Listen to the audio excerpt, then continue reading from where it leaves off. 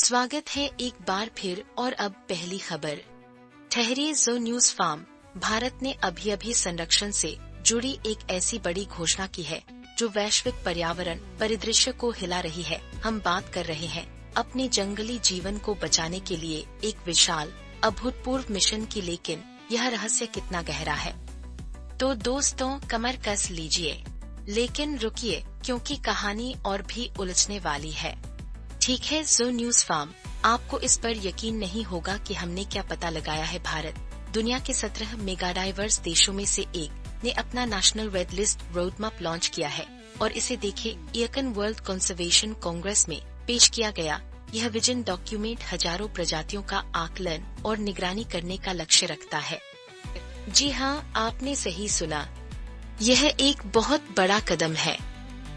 यह सिर्फ एक सूची नहीं है, यह एक व्यापक ढांचा है। भारतीय प्राणी विज्ञान सर्वेक्षण और भारतीय वनस्पति विज्ञान सर्वेक्षण की अगुवाई में यह पहल, जैसा कि आप देख सकते हैं, वैश्विक ईकन मानकों के अनुरूप है। वे 2030 तक नेशनल रेड डेटा बुक्स प्रकाशित करने की योजना बना रहे हैं।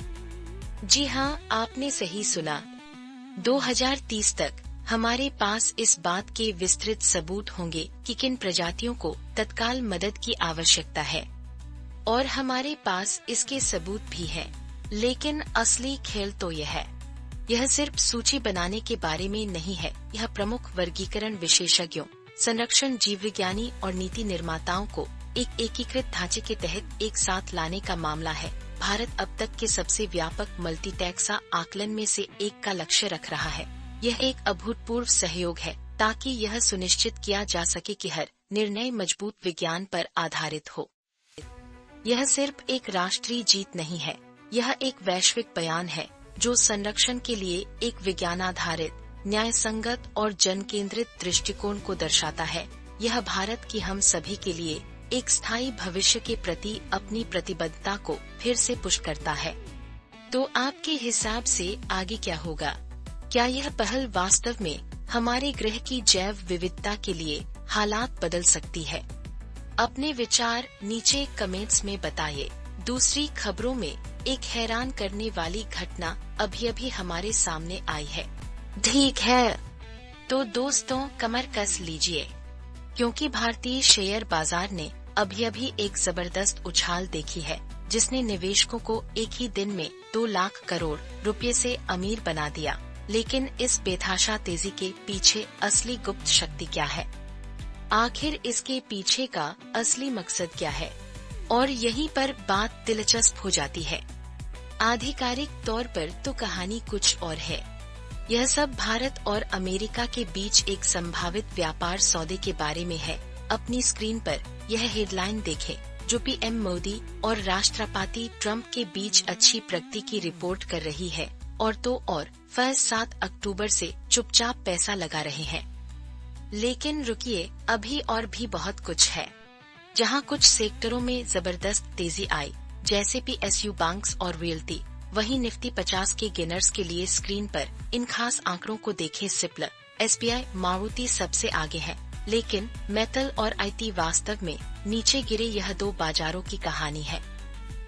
यह सिर्फ आंकड़ों का खेल नहीं है, यह बदलती वैश्विक गतिशीलता और निवेशकों के भरोसे का मामला है। बाजार कूटनीति और बड़े निवेशों पर प्रतिक्रिया दे रहा है, जिससे कुछ सेक्टर जश्न मना रहे हैं और अन्य अपने अगले कदमों पर सवाल उठा रहे हैं। पूरी तस्वीर जितनी दिखती है उससे कहीं ज्यादा जटिल है, लेकिन यह पूरी कहानी नहीं है।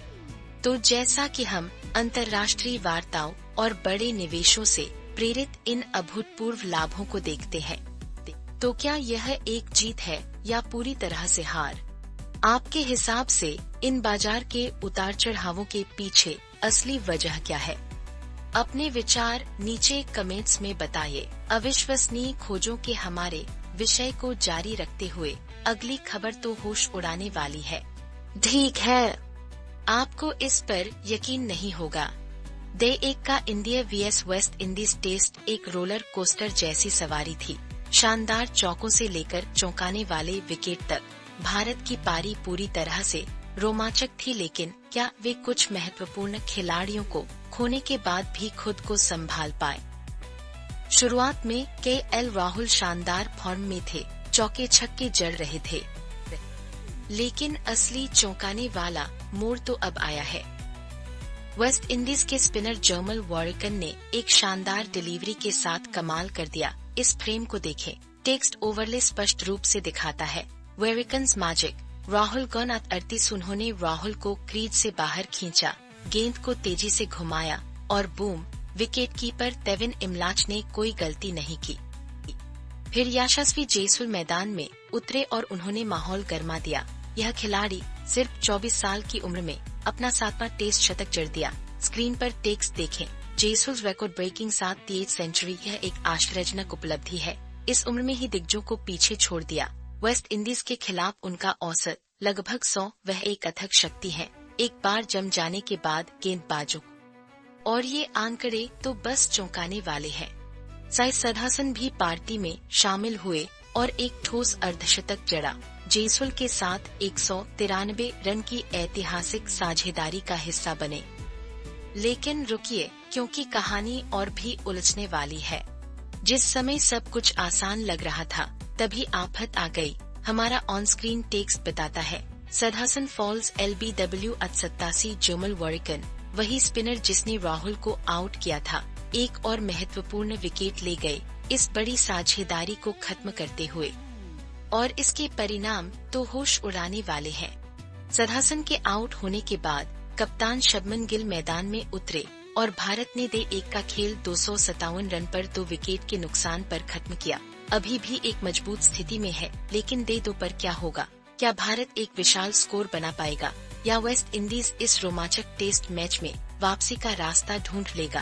क्रिकेट के इस शानदार दिन पर आपकी क्या राय है? तो आपके हिसाब से आगे क्या होगा? और अब कुछ हल्के फुल्के अंदाज में, ठीक है, नोबेल पीस प्राइज 2025 के बारे में जो कुछ भी आप जानते थे उसे भूल जाइए। हमारे पास एक एक्सक्लूसिव खबर है। एक चौंकाने वाली घोषणा अभी हुई है जिसे किसी ने भी नहीं सोचा था। सच कहूँ तो क्या यह साल की सबसे बड़ी हैरानी है? आपको इस पर यकीन नहीं होगा, इसे सुनिए, ये आपके होश उड़ा देगा। नोबेल पीस प्राइज 2025 वेनेजुएला की मरिया करीना माचाडो को मिला है। स्क्रीन पर यह घोषणा यही देखे। इस समिति ने उनके लोकतांत्रिक अधिकारों को बढ़ावा देने के अथक काम और तानाशाही से लोकतंत्र में शांतिपूर्ण बदलाव लाने के संघर्ष को स्पष्ट रूप से सराहा। दोस्तों, यह एक बड़ी खबर है, लेकिन असली चौंकाने वाला मोड़ तो अब आया है। महीनों से अमेरिकी राष्ट्रपति डोनाल्ड ट्रंप जोर शोर से कह रहे थे कि उन्हें नोबेल पीस प्राइज मिलना ही चाहिए। जब आप स्क्रीन पर टेक्स्ट देखते हैं तो विडंबना समझ में आती है। उन्होंने 7 युद्धों को रोकने या कम करने का भी दावा किया और कहा कि यह संख्या 8 तक जा सकती है। यह एक बड़ा पेचीदा मामला है। तो असली कहानी क्या है? आखिर मरिया करीना माचाडो कौन है? वह एक इंजीनियर और फाइनेंस एक्सपर्ट है जिन्होंने 1992 में एटने फाउंडेशन की स्थापना की और कराकस में सड़क पर रहने वाले बच्चों के लिए अथक काम किया। आप स्क्रीन पर उनकी लगन का असर देख सकते हैं। उनका व्यापार से लोकतंत्र के संघर्ष का नेतृत्व करने का सफर अविश्वसनीय है। इस साल 338 नामांकन के साथ माचाडो की जीत केवल एक व्यक्ति की नहीं थी, बल्कि एक सशक्त संदेश था। यह सचमुच अभूतपूर्व है। यह एक महत्वपूर्ण बदलाव को दर्शाता है। तो आपके हिसाब से इस नोबेल पीस प्राइज का वैश्विक लोकतंत्र के भविष्य के लिए क्या मतलब है? इस पर आपकी क्या राय है? फिलहाल के लिए इतना ही। आपसे फिर मुलाकात होगी कुछ और नई और दिलचस्प खबरों के साथ।